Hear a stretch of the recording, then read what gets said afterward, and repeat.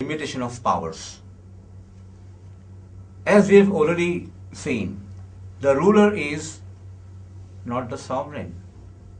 He is the vicegerent of the sovereign. He rules as per the commandments provided by God.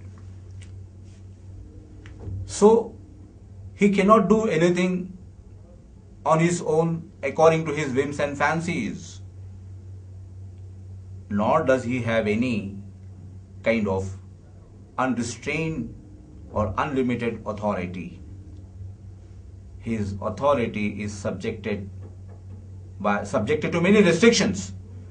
Powers are curtailed, authority is curtailed in the form of, first, the eternal constitution. The Islamic constitution is eternal constitution. In fact, it is immutable. The basic structure is immutable. It is unchangeable. And no ruler can dare change that aspect of the Islamic constitution. In fact, that's the safeguard. Number two, he is bound by the obedience of the people, but his obedience of the people is not unconditional. According to Islam, obedience of Allah is unconditional. Obedience of the Prophet, peace be upon him, is unconditional. But the obedience of the ruler is not unconditional, it is conditional.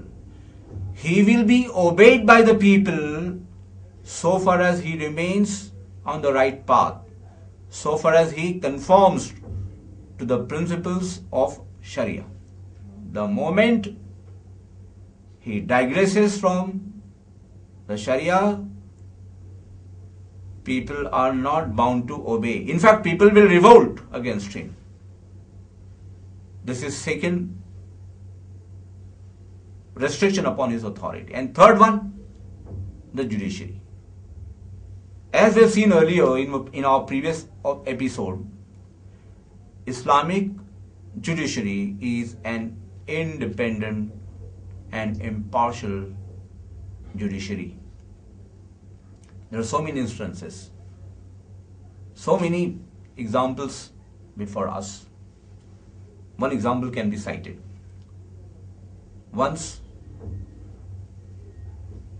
during Hazrat Ali, the fourth caliph of Islam's time, a Christian fellow in the kingdom was selling the armor of Hazrat Ali in the market. Hazrat Ali who was passing by, he saw, oh, it's my armor. How come this Christian fellow got this from? And from where he got it? He met that fellow, asked him, gentleman, this is my armor. How come are you selling in this market? That fellow, knowing fully well that he is the ruler of the kingdom, he retorted back, saying that no, it is mine. The matter was referred to the judiciary. The judge called both Hazrat Ali, the ruler. See, he was the ruler of all the Muslims at that time. And the empire was ranging not only from the Saudi Arabia, present Saudi Arabia, but also including all the Arab states. Imagine that ruler and a common man, a Christian fellow in his kingdom. Both of them were there before the judge. And the judge asked the ruler, Hazrat Ali, do you have any evidence to prove that it is your armor? Hazrat Ali had no evidence. The judge gave the judgment in favor of that Christian fellow. Hazrat Ali was helpless. This was the system, judicial system at that time. So many cases are there in history. Just suffice it to say that the judiciary was independent and impartial. It was protecting the human rights of the people. So this is another safeguard. Then apart from this, the important aspect of the shura means the consultative body who are the advisors of the ruler. The caliph has to consult the shura, and without consulting them, though he may take decisions, but those decisions may be challenged by the shura. Islam provides for a shura system, consultative system, mutual consultation, discussion, debate before any decision is arrived at. So this is another restriction upon his authority. And the last safeguard for human rights in Islam is vigilance over and calling to account the Amir. The Amir of Islam is, in fact, having the sense of accountability towards God, towards the people, the day of judgment, the hereafter, the akhirah. That is there in him, which acts as a great safeguard. That is number one. Number two, accountability through the courts, through various mechanisms available in the Islamic system. He has to face all those. And the third one is, in fact, accountability through the courts. He was not free from the courts. Anytime, any court could call the ruler, and the ruler was bound to face and present his case. Thus, the judicial system, as explained earlier, was also a kind of restriction upon the power.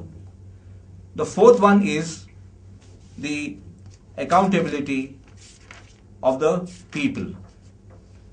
Before the people, the ruler was supposed to go and address through various fora like the Friday prayers or the Eid prayers or other occasions where the ruler was facing the people. Even individually, anybody could question.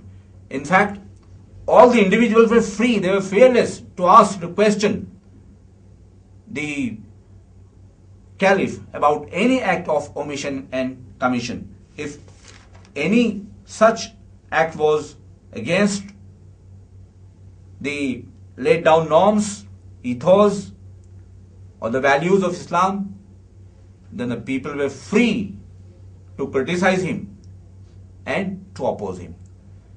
This was the safeguard available at that time. So, in the light of all these safeguards, what we find is human rights are protected, preserved very safely.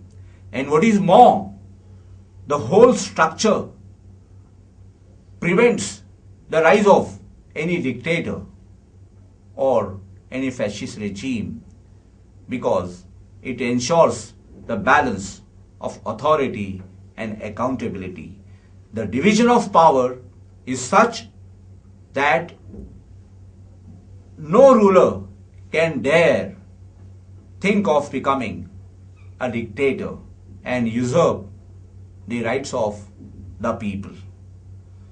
Thus, Islam provides a balanced system of human rights to all the people, irrespective of their color, sex, place of birth, sex, or any other criterion, rich or poor.